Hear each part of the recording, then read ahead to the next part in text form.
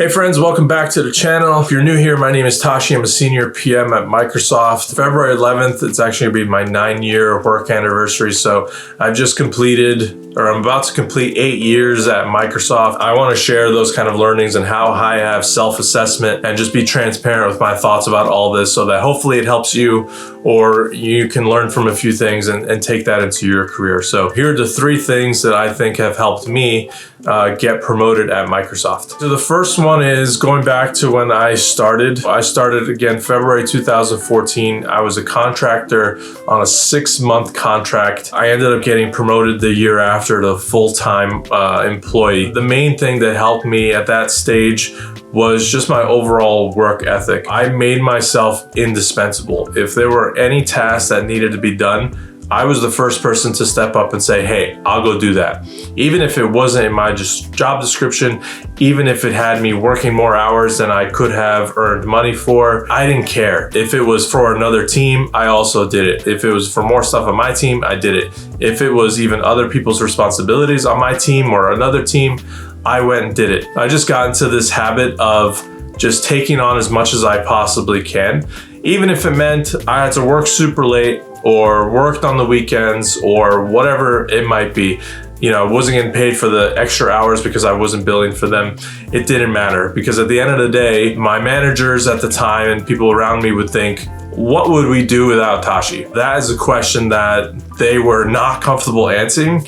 And when it came time for me to potentially, join full time when my contract was coming to an end, later, that was an easy question for them to answer, right? They couldn't imagine things continuing and operating as they were without me because I just put myself in so many cracks in the foundation to build a solid foundation. Things would really fall apart if I weren't there. And again, I'm not trying to pat myself on the back.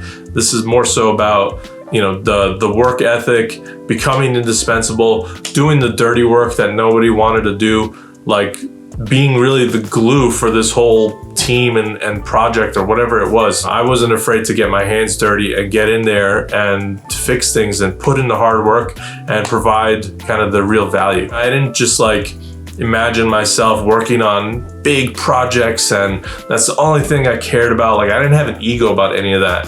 I knew my mission. I wanted to help Halo be as great as it can be.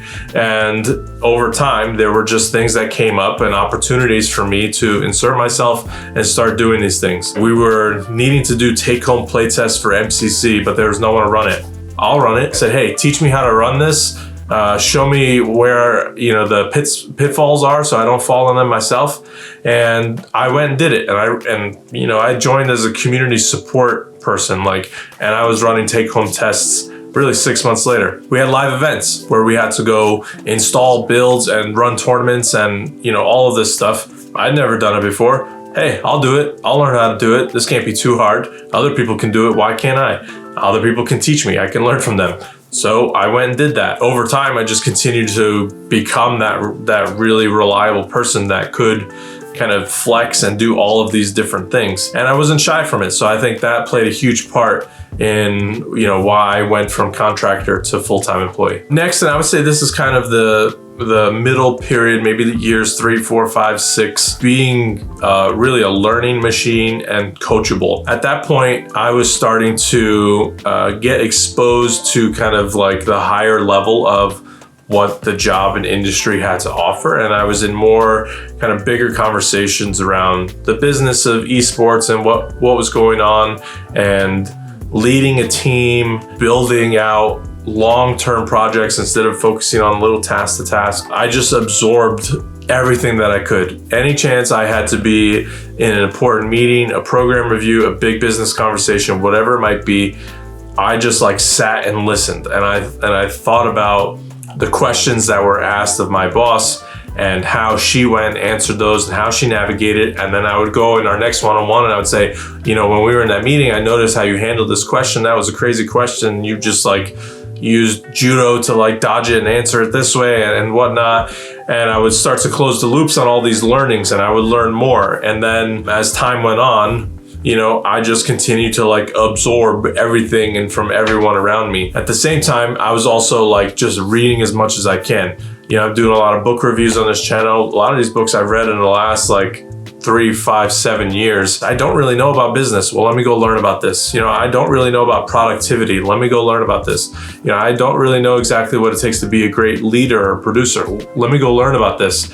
And so I took every moment that I could in the studio and in work and in meetings with people to absorb and learn everything that I can, especially about game development things. And then outside of work, I was reading books, I was watching videos, listening to podcasts, reading articles. I was just like absorbing and learning as much as I can, not only about like professional growth and development, but like different businesses and how other people think about their business and how can I apply that framework and that model to like what the problems I'm trying to solve. I think that played a huge part too, because what it showed to my managers really, and this is cheesy as hell, it's like a growth mindset, which is a big thing at Microsoft, but it's about being humble enough to not think you know everything and being willing to absorb and learn from everyone around you. I showed that in terms of trajectory, that I was on a path to just keep learning, right? It didn't matter what was necessarily in front of me. Sure, I have some strengths and some weaknesses, but if I have the mindset of, learning, absorbing, being humble and trying to grow, you can put anything in front of me and I'm gonna you'll at least rely on me doing my best to learn it. I may not get it as fast as everyone else. I may get some things faster than everybody else. I may not be as proficient, whatever it might be. But you can count on me having that mindset and at least learning a bunch about it. And thankfully in kind of the industry that I'm in, I'm super engrossed in it and I was able to learn and grow a ton really quickly, and that enabled me to get promoted over time and eventually become a manager as well and kind of owning my own product now. The last thing that I want to impart with you is focusing on impact. I think it's easy to get into kind of your own world about what do I want to do? What do I want to contribute? What's my impact? What's my mark that I'm going to leave on this product, this studio, this game, whatever it might be? You need to be kind of down for the cause every step of the way and committed.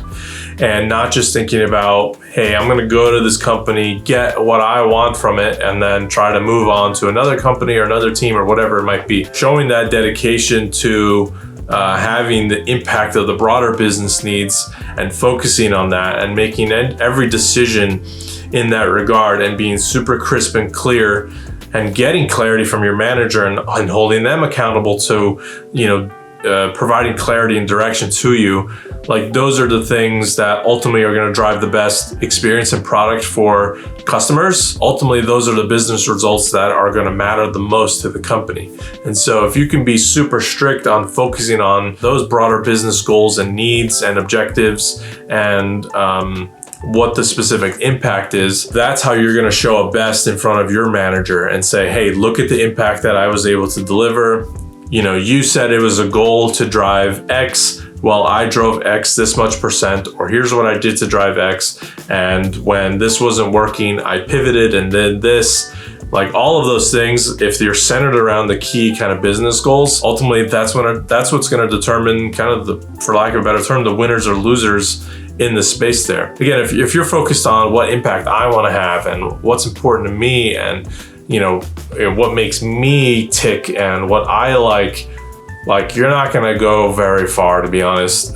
You need to focus on what the mission is and doing everything you can in support of that mission. And that doesn't mean you can't bring new ideas to the table, and it doesn't mean that the things you work on are not going to be things that you're passionate about. Like none of that is true. What it means is that you always need to be thinking about the mission and what's mission critical and the things that you do in support of that. Now, if you can innovate and think of new ways to support that mission, if you can leverage the people around you or the people on your team or the people who work for you or people on different teams to go do that, and even people publicly to do that, now you've shown that you can really influence and have a wider impact, right? You become a leader in the industry, you become a leader in your team, whatever it might be.